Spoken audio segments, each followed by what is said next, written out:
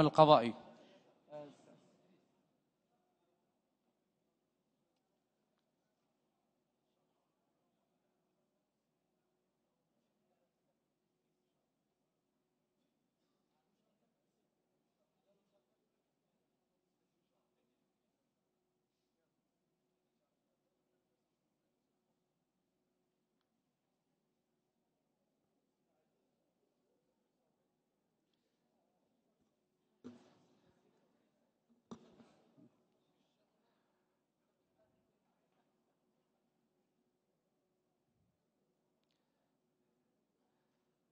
السلام عليكم.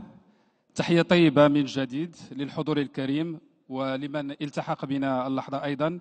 مرحبا بكم هنا دائما بمراكش بالمؤتمر الثالث، مؤتمر القانون بالشرق الأوسط، تحت الرعاية السامية لصاحب الجلالة الملك محمد السادس نصره الله.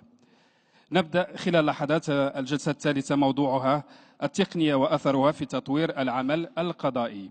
كيف ستسهم التقنية في تحسين العمل القضائي؟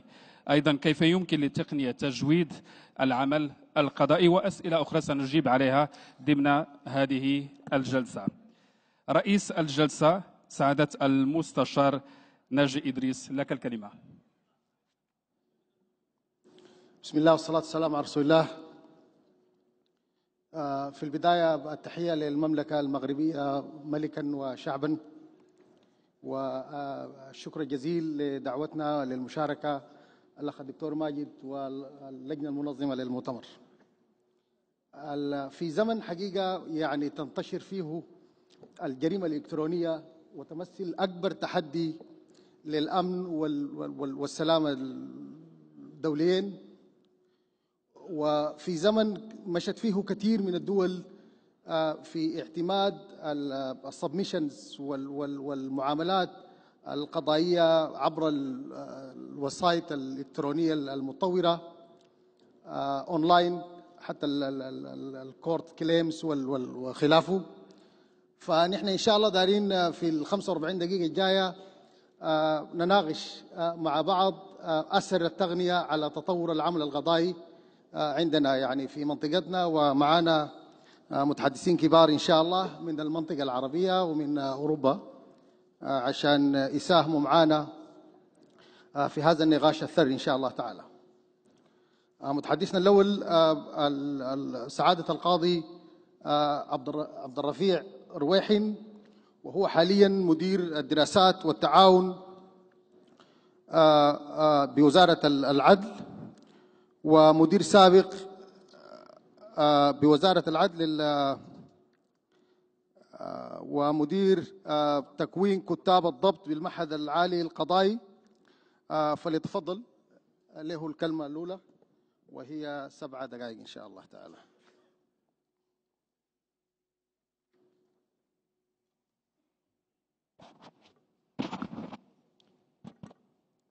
بسم الله الرحمن الرحيم، والصلاة والسلام على خير المرسلين.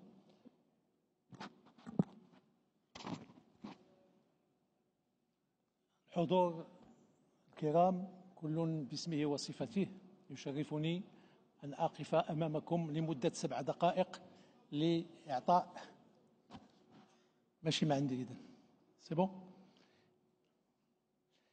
إذن يشرفني أن أقف بين أيديكم لمدة 7 دقائق لكي أتحدث بعجالة كبيرة حول موضوع دور التقنية في تطوير العمل القضائي.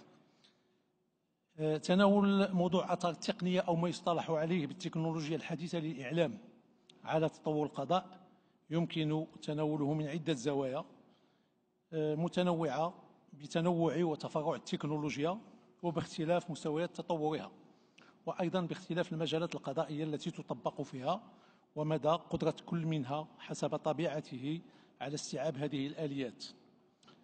اطلاع على عدد من التجارب ومن المؤتمرات المتخصصة ومن الدراسات الأكاديمية تبين على أن الآثار تختلف حسب ما إذا كانت تهم الجانب الإجرائي أو تهم صلب العمل القضائي. ولكن أيضا يمكن الحديث عن هذا الموضوع من خلال التحولات التي طرأت أو ستطرأ على العمل وما يشكل بعضها من إكراهات وعوائق ذات طبيعة قانونية وتقنية وسوسيو مهنية تتطلب حلها حتى لا تنقلب التقنية ضد الغاية التي تم من أجلها إدماجها في العمل القضائي. فالتقنية وإن كانت تفتح آفاق واسعة وتتيح استعمالات لا محدودة، فإنها ستسبب في تغيير للعلاقات التقليدية بين الفاعلين في الحق القضائي، تطرح تساؤلات جد مهمة ومشروعة مرتبطة بقيم العدالة وأخلاقيتها واحترام حقوق الحريات الفردية والجماعية، وأيضا الحفاظ على حد أدنى من علاقات الإنسانية بين مختلف المعنيين بمناسبة التقاضي، ناهيك عما تفرضه من تغيير في أدوار الفاعلين في الحق القضائي وفي القدرات والمهارات المتطلبة سواء من القاضي أو المحامي أو باقي من الفاعلين.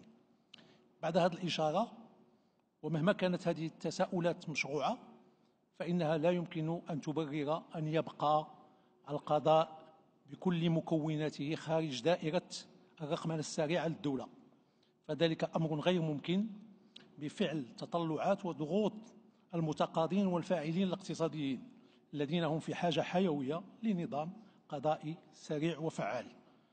كما أن هذه التخوفات تنمحي عندما ننظر إلى التجارب ومن بينها التجربة المغربية الفتية للاقتناع بنجاعة الحلول وتقديمها والتي تقدمها التقنية، وكيف يمكنها أن تخفف من البطء الذي يميز إصدار الأحكام ومن تعقيدات إجراءات التقاضي وصعوبة الوصول إلى الحق والقانون والمعلومة. ولأنه ليس من الممكن الحديث هنا بإسهاب عن كل أوجه التقدم التقني ومجالات توظيفه في العمل القضائي، فسنكتفي بتقديم نماذج لها في مجالات محددة. أولا، في مجال الإدارة القضائية. الإدارة القضائية تلعب دور أساسي في جعل القضاء يحقق الغاية الذي وجد من أجلها.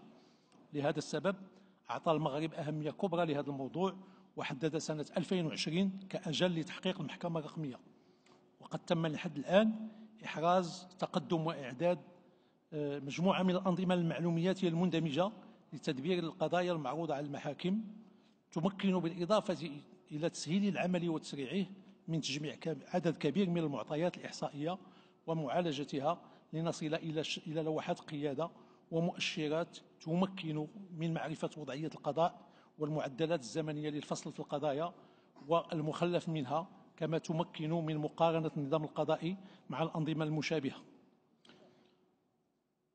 وتجدر الإشارة هنا إلى أن هذا يتماشى وتوصيات اللجنة الأوروبية التابعة للمجلس الأوروبي بصفته المؤسسة المكلفة بالسهر على حقوق الإنسان، والتي تحث الدول 47 المنضوية تحتها بما فيها المغرب كعضو ملاحظ بالاعتماد على التكنولوجيا الحديثة، سواء من أجل تحسين الخدمات أو كوسيلة إحصائية لتطبيق مجموعة من آليات تحقيق النجاعة.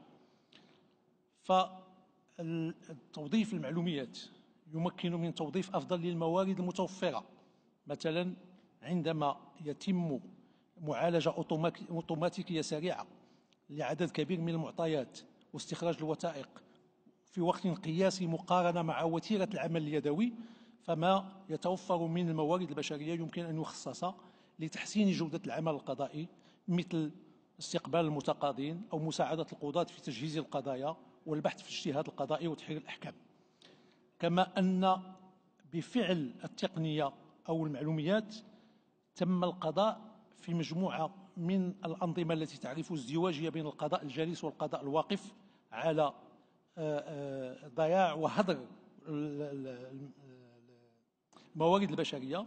فالاعتماد على معلومات عبر نظام مندمج لتدبير الملفات الجنائية مثلا يؤدي رويدا إلى توحيد أجهزة كتابة الضبط، بما فيها ذلك الوضع في المغرب. أيضا المعلومات تمكن من إعادة هيكلة إدارة المحاكم، وهو ما يحدث الآن تدريجيا أيضا في المغرب من خلال تنظيم ما يسمى بمكاتب الإنتاج الداخلية باك أوفيس ومكاتب الواجهة فرونت أوفيس، حيث تتكلف الأولى فقط بتدبير الملفات ومعالجة القضايا وإنتاج الوثائق، بينما تتكلف الثانية بواسطة موظفين متخصصين باستقبال طلبات المتقاضين. لننتقل بعد ذلك إلى بعض النماذج في العمل القضائي في الميدان المدني. فالآن ومحاولة لتطبيق المبدأ الدستوري الذي أصبح منصوص عليه في المغرب من أجل الحصول على أحكام في آجال معقولة، يتم تجريب أنظمة إلكترونية يمكن الولوج إليها عن بعد للتقاضي أمام القاضي المدني. في هذا الإطار قامت وزارة العدل بإعداد تجربة ستدخل حيز التنفيذ عما قريب، تمكن من هيئة الدفاع للولوج عبر بوابة إلكترونية إلى نظام معلومياتي خاص بها، ويصبح للمحامي مكتب افتراضي يسمح له من دون التنقل إلى المحكمة القيام بكافة الإجراءات، ابتداء من تقييد الدعوة والإدلاء بالمقالات والأداء الإلكتروني إلى التبليغات والإعلامات ومزايا أخرى. أيضا مما تطرحه استعمال التقنية في المجال القضائي هو أن لا مادية التقاضي لا بد وأن يغير مجموعة من المفاهيم والمبادئ القانونية والقضائية التقليدية، مثل قدرة التكنولوجيا على التطور بما فيه الكفاية لتصبح الوسائل المتداولة عبرها ذات حجية كافية. وقد عمل المشرع المغربي هنا مثل المشرع الفرنسي على إضفاء الحجية على التوقيع الإلكتروني شريطة تتوفر مجموعة من الشروط. وفي المحاكم المغربية الآن هناك ما يقرب من 250 شخص من بين أعضاء النيابة العامة ورؤساء موظفي مصالح كتاب الضبط يستعملون التوقيع الإلكتروني. هذا النموذج يمكن القياس عليه لمناقشة أمور أخرى من قبيل الاستغناء عن الحضور الجسدي للجلسة، تحقق التواجهية، القيام بالمرافعات الشفوية عن بعد، وحتى تجاوز قواعد الاختصاص المكاني عندما ستصبح الدعوة الافتراضية بشكل كلي. أما في الميدان الجنائي فالآثار التقنية في المجال الجنائي هي أيضا متعددة ومتطورة. في مراحل التحقيق يمكن التوثيق الإلكتروني عن طريق الصوت والصورة من أن تصبح للمحاضر والتصريحات والاعترافات والشهادات وثوقية أكبر، وتشكل رادعا سواء ضد التجاوزات والتعسفات أو ضد الافتراءات الكاذبة في موضوع التعذيب والتملص من المسؤولية الجنائية. كما أن التكنولوجيا الحديثة تحسن من قدرات القضاء في الوصول إلى الحقيقة وتحديد هوية الجنات من خلال إعادة بناء عناصر الجريمة بشكل أكثر دقة وبوسائل إثبات جديدة، البصمات الجينية والصوتية وقزحية العين، وأيضا عبر تحليل الأنظمة المعلوماتية وذاكرة الحواسيب والهواتف إلى غير ذلك. أما الصور الإلكتروني فيمكن من حصر دائرة تحرك المدانين وإرغامهم على قضاء العقوبة داخل منازلهم، وهو ما يساهم في آن واحد في الحفاظ على حقوق المجتمع واحترام كرامة السجناء.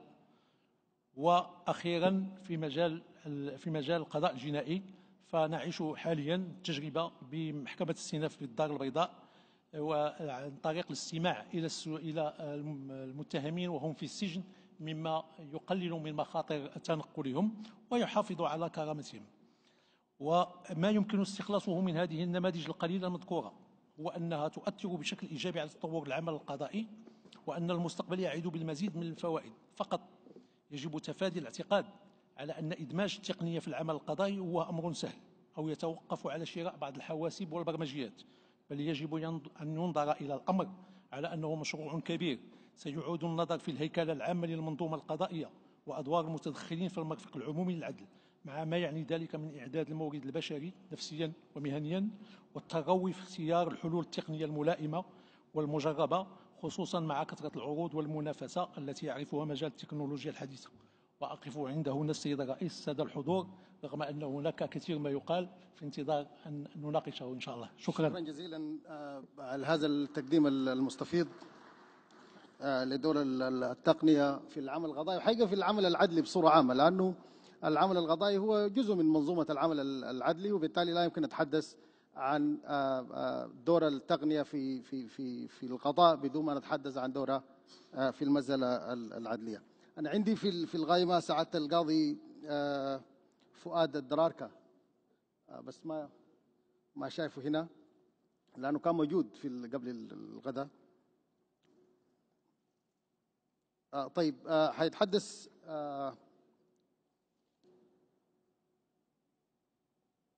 أوكي.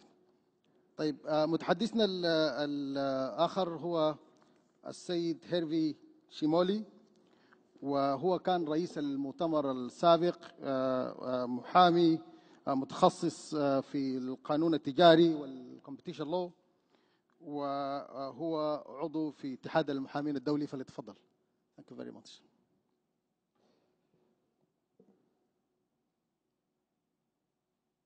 Merci, Monsieur le Président. Je vais essayer d'utiliser au fur et à mesure le boîtier pour pouvoir faire avancer les slides que j'ai préparés. Alors, ce sujet est un sujet très important et très intéressant parce qu'il vient modifier l'exercice de notre activité. La question aujourd'hui qui se pose, c'est de savoir dans quel environnement nous allons nous trouver et surtout de comprendre la façon dont les choses se passent. La première chose qu'il faut se poser comme question lorsqu'on en parle des nouvelles technologies, c'est quels apports face à quelles règles et pour quel avenir. Je suis désolé de ne pas avoir fait des traductions parce que je pensais que la traduction suffisait, mais on ne pourra pas traduire les slides. Néanmoins, vous allez comprendre le sujet. Pour les professionnels du droit, on se trouve dans une activité qui est totalement modifiée. Cette activité, en fait, on parle à chaque fois d'un avocat 2.0, mais il faut que vous sachiez que le 2.0 est déjà totalement dépassé. Le 2.0, c'est l'arrivée de l'Internet. Le 3.0, c'est l'arrivée des objets connectés. Et le 4.0, nous y sommes. C'est l'intelligence artificielle. Donc, lorsqu'on vous parle d'un avocat 2.0, c'est déjà même un petit peu trop tard. C'est déjà passé. Il faut savoir que, en ce qui concerne nos activités, et en ce qui concerne les activités en règle générale, c'est que nous avons maintenant comme concurrent Nao. Nao est un robot qui parle 23 langues. Vous vous rendez compte, aujourd'hui, il serait capable de nous comprendre tous, de pouvoir nous traduire. Et lorsqu'on nous dit « mais tout ceci n'existe pas », enfin, c'est un peu dépassé. Pas du tout. Ce n'est pas dépassé. Parce que vous avez tous, à l'intérieur de vos poches, un logiciel qui est un logiciel d'intelligence artificielle. Il s'appelle chez Apple Siri. Aujourd'hui, avec Siri, vous êtes en mesure de lui dire « Siri, trouve-moi une jurisprudence ». Ce qu'il faut, en fait, au robot, c'est de lui parler. Si vous ne lui parlez pas, il ne comprend pas. Mais maintenant, un certain nombre de robots sont en train de se former pour auto-apprendre. Alors, c'était intéressant, si vous voulez, tout à l'heure, un des panélistes disait « mais nous allons écouter la prochaine session parce que des choses vont vous être dites ». Oui, des choses vont vous être dites. Les choses qui sont en train de se préparer aujourd'hui, elles sont en fait identiques à ce qui était l'avènement du livre. La science, en fait, comment la science a pu se traduire, a pu se développer grâce à l'outil qui a été le livre. Aujourd'hui, on se trouve dans un monde où c'est l'économie du partage, c'est l'économie du collaboratif, et celui-ci passe par les systèmes numériques. C'est pour ça que vous avez un livre qui a été écrit par un de nos confrères qui s'appelle David Susskind, The End of the Lawyer. C'est la nouvelle modification de nos activités et surtout la transition numérique. En fait, il faut savoir que actuellement, au moment où nous nous parlons, il y a 4 millions d'informations qui sont échangées par minute sur Google. Ça vous laisse songeur face à vos activités. On entendait ce matin le fait de, et une question a été posée en disant, mais finalement, on est en train d'étudier à l'université avec des livres d'il y a 25 ans. Comment pouvez-vous aujourd'hui essayer de pouvoir former de nouvelles générations alors qu'on est sur des anciens systèmes? Ce point est un point fondamental. Pourquoi? Parce que nous savons, en ce qui nous concerne, que d'ici 5 ans, il ne sera plus possible de travailler de la même manière. Et ce point est tellement important, c'est que nous allons devoir inclure une philosophie du changement. Et c'est ça qui est terrible. Et parce qu'en ne le comprenant pas, on s'autodétruit. En ne le comprenant pas, nous allons rester sur du surplace. En ne le comprenant pas, c'est très simple, vous ne pourrez rester que dans un travail local, c'est-à-dire dans aucune intervention au niveau international. Or, vous ne pouvez pas. Donc, c'est une remise en question. Un point qui était intéressant, c'était, si on s'intéresse aux idéogrammes chinois ou japonais, on voit que le changement, c'est quoi? Il est traduit par deux idéogrammes. Le premier, c'est l'opportunité, et le second, c'est le risque. Et oui, vous êtes actuellement à une charnière. Cette charnière numérique est un point tellement important qu'elle a été totalement intégrée entre l'activité. Nous ne sommes plus dans une modification qui est une modification organique, nous sommes dans un changement systémique. Et c'est ce point qui est important. Et c'est ce que te traduit ce petit croquis qui vous démontre que dans les entrants, vous avez tout ce qui est nécessaire pour pouvoir accéder à l'information, à savoir l'information elle-même, l'énergie, les ressources, le numérique qui constituent les matières premières, lesquelles vont ensuite se traduire en composantes sociales et composantes techniques pour pouvoir sortir en produits et services. Et c'est ça. En fait, notre modification et notre business model, comme disent les Américains ou les Anglais, c'est justement le déplacement de nos activités. L'avocat va devoir faire face à 3 changements sur 3 niveaux que seront, quand je dis l'avocat, mais c'est toute personne qui en fait rentre dans une économie dite structurée. Il va falloir faire confiance à l'individu, donc c'est le cognitif et c'est l'affectif. Il va falloir travailler en équipe et il va falloir une organisation. Parce que sans ces éléments-là, il ne sera pas possible aujourd'hui de pouvoir envisager un quelconque changement. C'est cette organisation qui est capable de procéder à un apprentissage cumulatif qui fait que ce qui était à l'époque comme des éléments de réflexion, ces éléments de réflexion ne sont plus aujourd'hui des éléments de réflexion qui permettent de pouvoir évoluer. Lorsqu'on dit l'échec est un facteur de succès, certes, mais à lui seul, il n'est pas suffisant. Le caractère absolu, c'est celui de la connaissance, et il y a également aujourd'hui une nouvelle gouvernance par une transmission à la fois du savoir et la recherche du savoir extérieur. C'est cette transition numérique aujourd'hui de laquelle nous sommes et que nous appelons la disruption ou une activité disruptive. Ça veut dire quoi ce mot ? Parce qu'on aime bien les mots qui sont accolés. C'est à la fois une destruction-reconstruction. C'est un élément de pouvoir repartir sur de nouvelles bases face à une nouvelle situation. Nous ne pouvons plus aujourd'hui être dans l'intérêt de nos clients et dans l'intérêt de nos activités, quelles qu'elles soient, dans une phase qui serait une phase d'attente. Nous avons maintenant, toujours au titre de cet avocat 2.0, nous avons essayé de voir comment est en train de se modifier notre profession. Et vous voyez que les réseaux numériques ont une part très importante. Aujourd'hui, aux États-Unis, et ça il faut le comprendre, la recherche de son avocat, elle ne se fait plus à partir d'un bottin ou d'une liste, elle se fait en essayant de croiser les informations entre les décisions qui ont été rendues par le juge un tel et l'avocat qui a plaidé devant lui. Et c'est en fonction de cette statistique croisée que l'on va choisir son avocat. Ça veut dire qu'on est dans un caractère qui est totalement modifié. Les clients vous demandent maintenant 2 choses. Quelle est votre empreinte numérique, c'est-à-dire comment vous apparaissez sur le net, et deuxièmement, quelles sont également les mesures de sauvegarde que vous prenez. Parce que là également, le point le plus important pour toutes nos professions, ça va être de protéger ces données numériques. Et ça, au fur et à mesure, se fera le sujet numéro 1. Pourquoi ?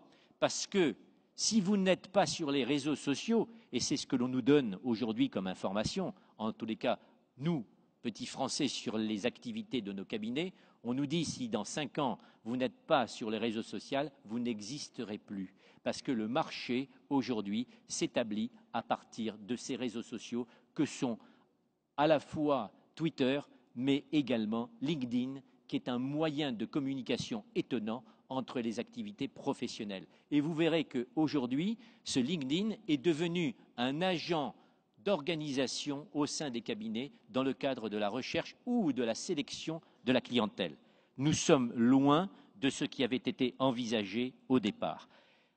C'est donc pour l'avocat, comme pour toute activité aujourd'hui professionnelle, l'identité visuelle qui va être importante. Elle est marquée par quoi?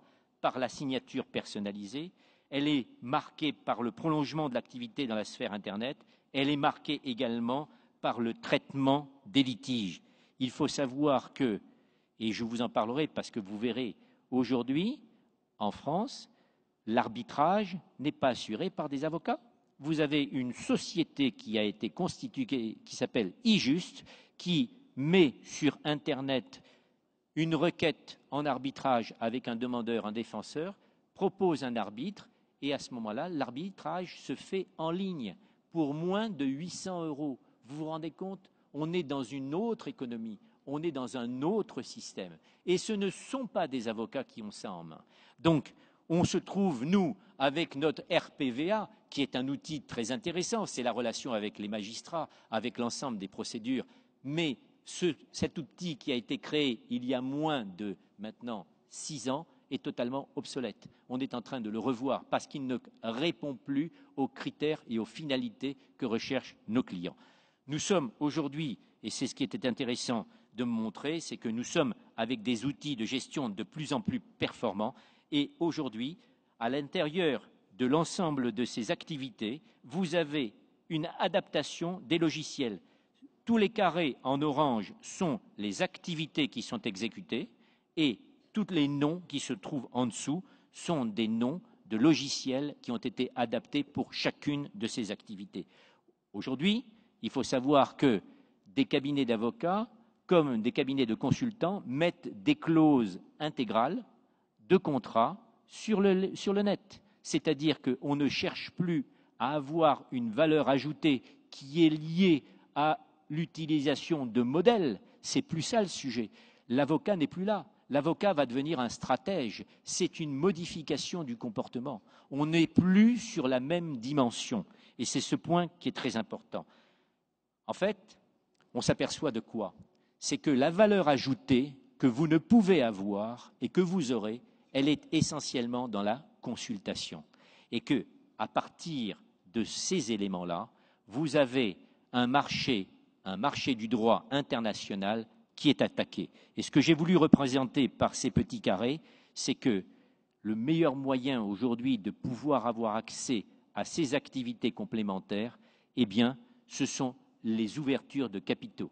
Et vous voyez qu'au sein des structures d'exercice, on a maintenant, que ce soit au Danemark, en Espagne, en Italie ou en Suisse, eh bien, la possibilité d'avoir des capitaux extérieurs de nature à fournir l'élément essentiel, c'est-à-dire les fonds propres, de façon à pouvoir générer et augmenter cette nouvelle technologie. Je vous donne ici la liste de tous les logiciels et de toutes les applications qui ont été mises en place à ce jour concernant l'activité juridique. C'est énorme, c'est-à-dire que nous nous trouvons dans une situation où les logiciels actuellement sont tellement développés qu'ils seront en mesure de pouvoir remplacer l'activité que nous avons actuellement.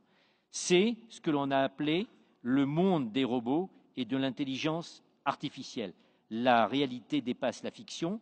Vous avez un ensemble des éléments et vous avez la société Ross Intelligence qui est en fait spécialiste aujourd'hui en ce qui concerne l'adaptation de l'activité d'avocat sur tout ce qui concerne cette intelligence artificielle. Cela va très vite.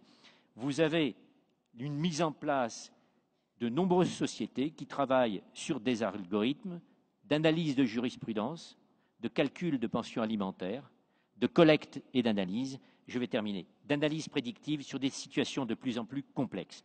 C'est ce point-là qui est important, c'est que quand on parle d'ubérisation, oui, il y a une ubérisation sur l'ensemble de nos activités. De nouvelles plateformes ont été mises en place. Vous avez l'arrivée du big data. je ne sais pas si ça vous dit quelque chose, mais c'est les informations globales qui vont être fournies sur le monde entier et le terrain de jeu ne sera plus le Maroc, mais sera le monde entier avec des logiciels en mesure de pouvoir analyser vos jurisprudences que vous ne connaissez même pas parce que vous ne vous êtes pas encore abonné à ces organismes ou à ces organismes de formation. Donc, ce sont ces éléments-là. On vit dans une nouvelle dimension. Je ne sais pas si vous avez entendu parler de la blockchain, mais aujourd'hui, la blockchain remplace la signature électronique parce que l'acte, une fois qu'il va être enregistré dans la blockchain, ne peut plus être modifié. Il devient ad vitam aeternam figé dans le marbre avec les risques que cela peut représenter. Mais néanmoins, il garantit l'ensemble des activités entre les individus. Vous êtes aujourd'hui, dans le futur, welcome. Nous sommes tous maintenant avec d'autres activités. Les activités de l'avocat, comme celles du droit, vont être déplacées.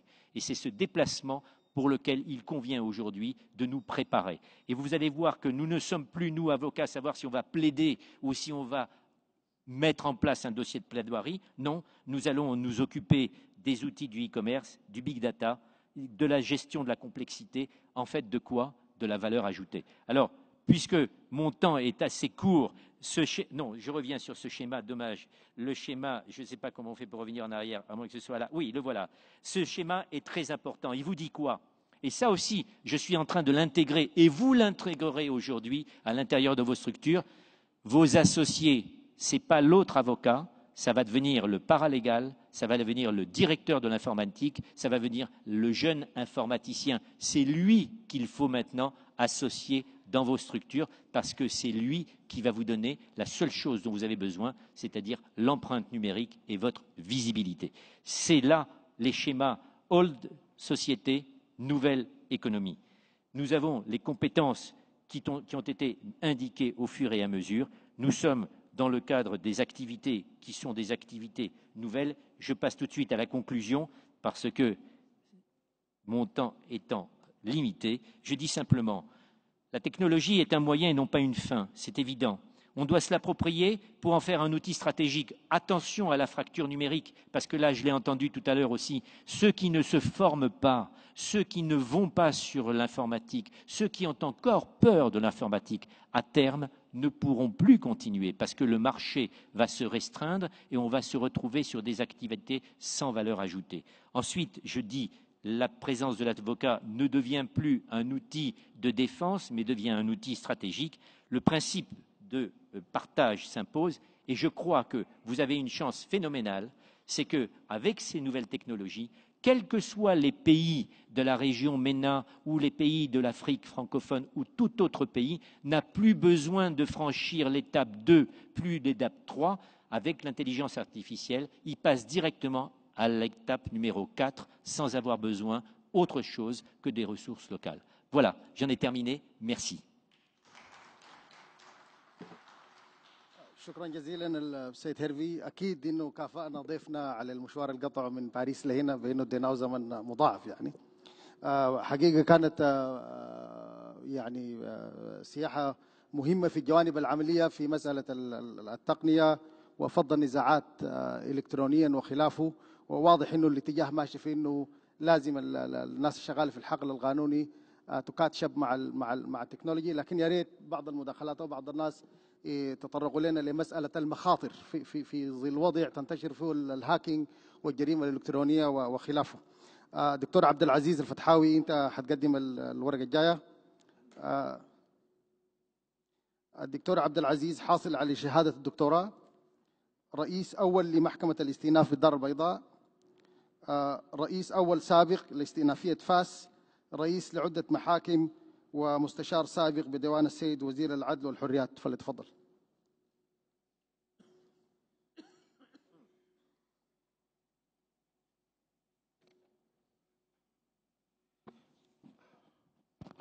بسم الله الرحمن الرحيم، والصلاة والسلام على أشرف المرسلين وعلى آله وصحبه أجمعين. حضرات السيدات والسادة،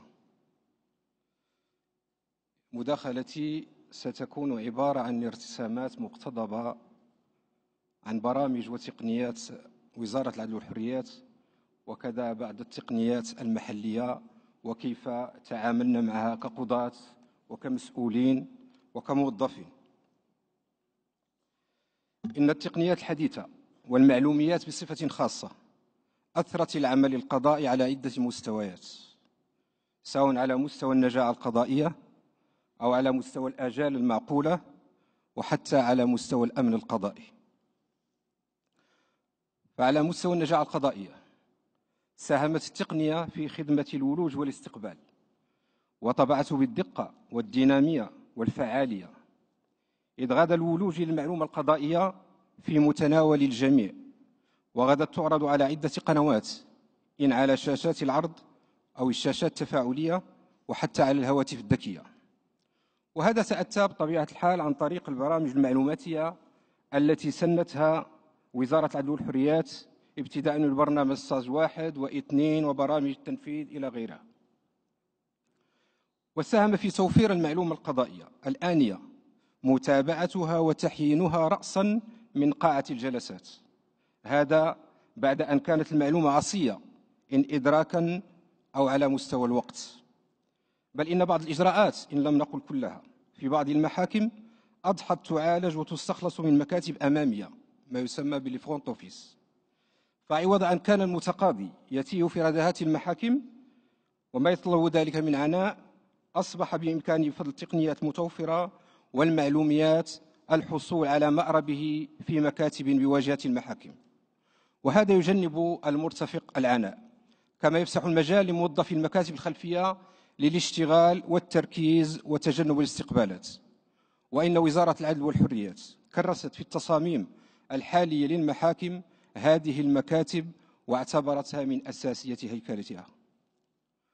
وإذا كانت البرامج المعلوماتية التي كرستها الإدارة المركزية قد خدمت الولوج والمعلومة وتدبير الإدارة القضائية، فإنها خولتنا كمسؤولين اعتماد برامج محلية تخدم تدبير الملفات قضائيا عن طريق مواكبتها معلوماتيا، وابتداء من تسجيلها واستدعائها وآماد إجراءاتها وتأخيراتها إلى حين توجيهها لمحكمة النقد. وهي تجربة اعتمدتها شخصيا في إطار برنامج محلي عرضته أمام اللجنة الأوروبية للنجاعة القضائية لاسيبيج بستراسبورغ، وهي آلية تخدم النجاعة في الصميم، إذ تعتمد لوحات القيادة وآليات للتقييم ونشرة شهرية بمثابة مرآة لكل العمل القضائي بالمحكمة، تخول مراقبته ومعالجة خلله في نفس الآن. ولا أخفيكم أن تقنية المعلوميات خدمتني كثيرا أنا شخصيا في تدبير العمل بالمحكمة، ولا أقصد هنا الإدارة القضائية فحسب، بل أركز على تدبير الملفات قضائيا وتتبعها سواء لدى كتابة الضبط عند الإجراءات أو لدى تصريفها في الجلسات لدى القضاة. ولا يتسع الوقت لأعرض هذه التقنية، إذ تمكن المسؤول القضائي من التتبع الدقيق لكل ما هو إجرائي وقضائي عند تصريف الملفات ولضمان التواصل مع القضائية. بهذا الشأن تفادينا روتين المراسلات والمذكرات وبطئها، وأصبحنا نعتمد البريد الإلكتروني للتواصل كسبا للوقت ولرأب الخلل في إبانه. ومما خدم العمل القضائي في هذا الشأن وضع الإدارة المركزية لآلة القرص للاطلاع على القوانين والاجتهاد القضائي لمحكمة النقد، كما شرعت في تفعيل المشاهدة عن بعد التي خولت لنا باستئنافية البيضاء الاستماع للمتهمين غير الجاهزة ملفاتهم عن بعد دون إحضارهم من السجن، بعد أن كان هذا الإحضار يكبد مشقة بالغة، علما أن محكمة الاستئناف بالدار البيضاء تعرف إحضار ما ينيف عن 400 معتقل يوميا. هذا وإن تقنية تبادل الإلكتروني للمذكرات مع هيئة الدفاع التي شرع في وضع لمساتها الأولية تعتبر أيقونة هذه التقنيات، وسوف تخدم العمل القضائي في الصميم.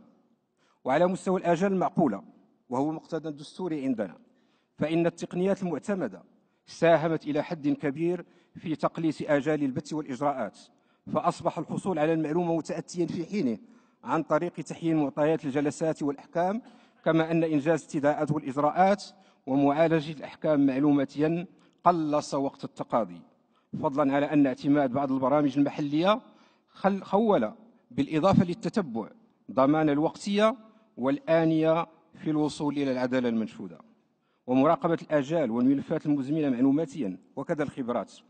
ومكن هذا من الوقوف على الخلل ومعالجته، وهذا مسوغ يؤدي بالضرورة إلى تقليص آماد إجراءات ما كان يمكن وضع اليد عليها لولا اعتماد تقنية المعلوميات.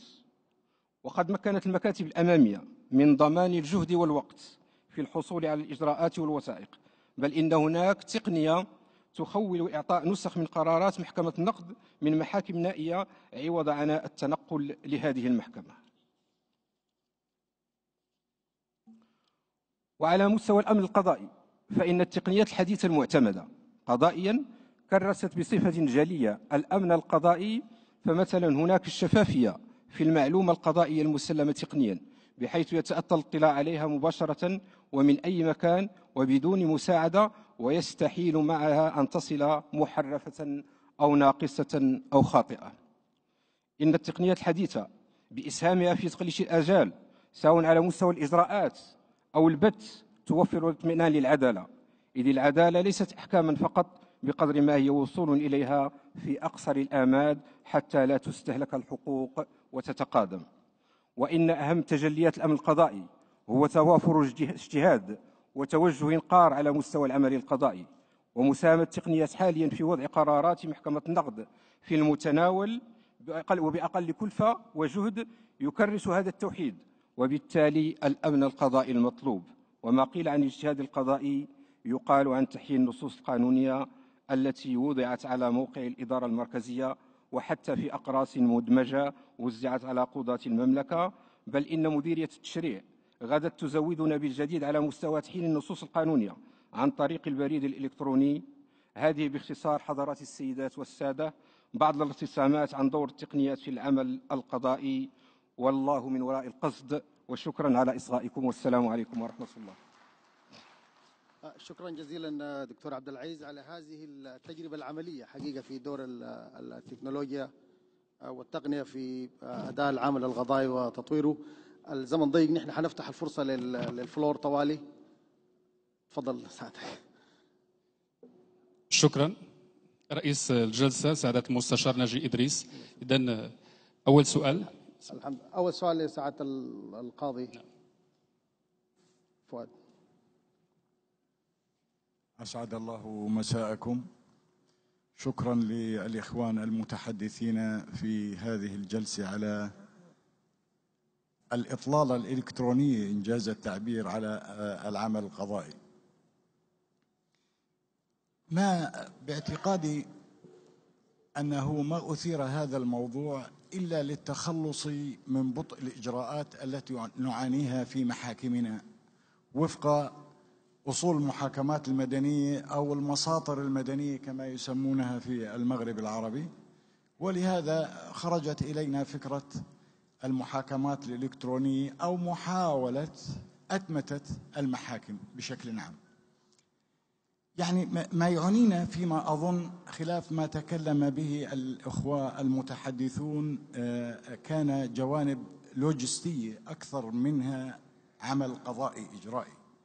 العمل القضائي باعتقادي حتى نتخلص من بطء الإجراءات لا بد من تعديل قوانين الإجراءات المدنية أو الأصول المدنية أو المسطرة المدنية كما ترون تعديلا جذريا. عندنا نصوص للأسف الشديد وكأنها نصوص مقدسة غير قابلة للتغيير. 400 نص مثلا في الأصول المدنية أو المسطرة المدنية أو 500 نص، لكننا نعاني عندما نحتاج إلى تعديل. ما يعنينا يعني خلاصة القول ما يعنينا في هذه المسألة هو أن تكون الثقافة والوعي القانوني لدى القضاة والمحامين على السواء على كيفية التعامل مع التقنية الحديثة أو الإلكترونية لغايات تسجيل الدعوة وهو في مكتبه ودفع الرسم دون أن يذهب إلى المحكمة وتحديد الجلسة. إذا اقتضى حضور جلسة أو سماع شهود أو أي دليل لغايات إحضاره ممكن يحدد القاضي جلسة. أما إذا كانت هناك أوراق رسمية فيكتفى عن طريق الإنترنت أو عن طريق الحاسوب إرسالها، ومن ثم يصدر القاضي الحكم ويطلع عليه المعني بالذات أو الخصوم في الدعوة. هذا ما يعنينا احنا في المحاكمات الإلكترونية. بعد ذلك الإدارة، طبعا الإدارة القضائية يجب أن تكون محوسبة، يجب الدعم اللوجستي يكون محوسب، آلية استقبال، آلية دفع الرسم، هذا موضوع يمكن التغلب عليه. وشكرا. شكرا جزيلا. هذه مسألة مهمة ترتبط بالاستجابة التشريعية حقيقة للتطور التكنولوجي، يعني بما في ذلك تعديل قوانين الإجراءات المدنية وخلافه بما يتماشى مع النمط الحديث في الاتصال، والحقل القانوني ما ممكن يكون معزول عن نمط الاتصال السائد في المجتمع بشكله الاقتصادي والتجاري وخلافه. فلو في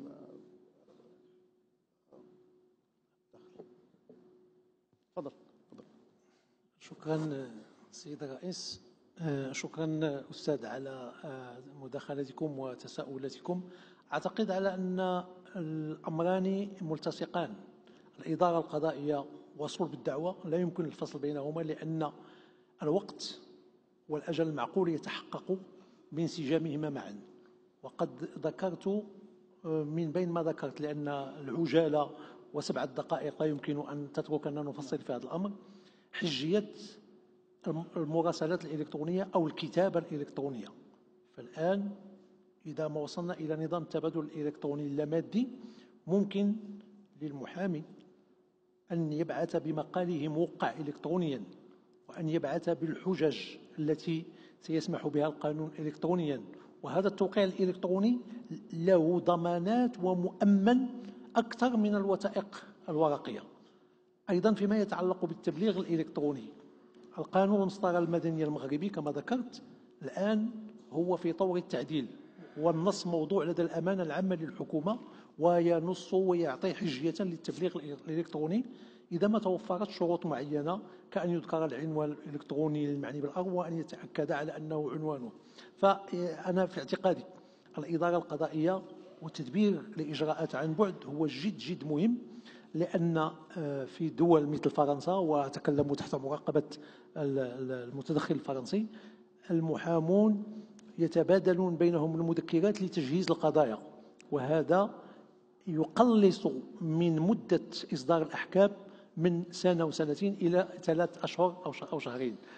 فالتكنولوجيا عندما ستصبح جاهزة ستمكن من تجاوز هذا الأمر. وفي فرنسا أعتقد على أن للمحامون يعني شبكتهم المؤمنة والمتصلة بالشبكة المؤمنة للقضاء، وهناك اتفاقيات بين هيئات محامين جهوية وبعض المحاكم تمكن فعلا من تجاوز هذه الأمور. وشكرا.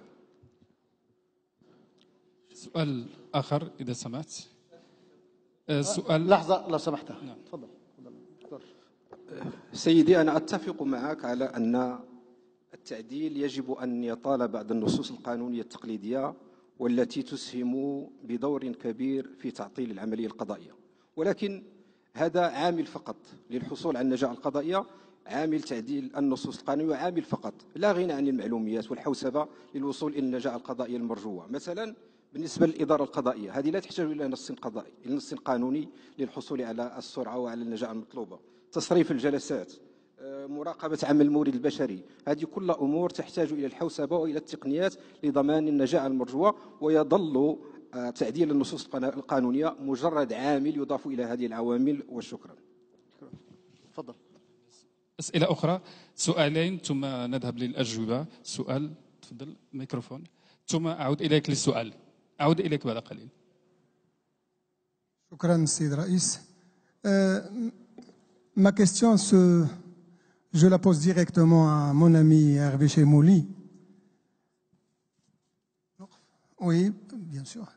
Omar Abou Zohor, نقيب سابق هيئة محامين مراكش. Mon cher ami Hervé, avec tout le respect que je vous dois et avec toutes nos amitiés, vous nous avez parlé maintenant d'un sujet qui est vraiment très pointu et très délicat. Je vais utiliser et ce n'est pas dans le mauvais sens, le langage que je viens d'entendre de vous. c'est-à-dire et votre intervention, c'est un peu extraterrestre pour nous, pour moi, personnellement. C'est extraterrestre parce que déjà la profession en France, même avec son développement, les autres la considèrent un peu arriérée. N'en parlons pas de ce qui se passe en Outre-mer, c'est-à-dire, dans l'autre côté de l'Atlantique, c'est-à-dire aux États-Unis, au Canada ou dans d'autres pays anglophones. Est-ce que vous pensez, je vous pose cette question directe, est-ce que vous pensez que des gens comme moi, qui croient toujours aux abattements des manches de la robe, je peux arriver à penser de la même manière? Est-ce que vous pensez que nos cabinets, je ne parle que du mien et de ses semblables, pensez-vous, mon cher ami, est-ce que demain, et en disant demain, le surlendemain, et dans l'avenir, mon petit cabinet Marrakchi ou d'autres cabinets qui lui ressemblent, pouvons-nous arriver à tout ce que vous nous avez cité maintenant? C'est-à-dire, parce que nous, nos petits ordinateurs, on l'utilise malheureusement que comme machine à écrire, pour la plupart des cabinets que je connais, au moins. Et je n'ai pas le droit de parler du reste de la profession. Est-ce que vous pensez, mon cher ami, je sais que votre cabinet maintenant est multidisciplinaire. Excusez-moi de parler de votre cabinet. Je sais qu'il est devenu multidisciplinaire. C'est-à-dire, il y a la fiduciaire, il y a le notaire, il y a l'avocat, il y a. Moi, j'exerce d'une façon artisanale. Pensez-vous, et je vous répète cette question, pensez-vous, mon ami Hervé Chemouli, que mon cabinet, par exemple, que je prends comme exemple, peut-il arriver demain à ce que vous venez de dire? Merci beaucoup. شكرا. مؤكد انك استثنيت رئيس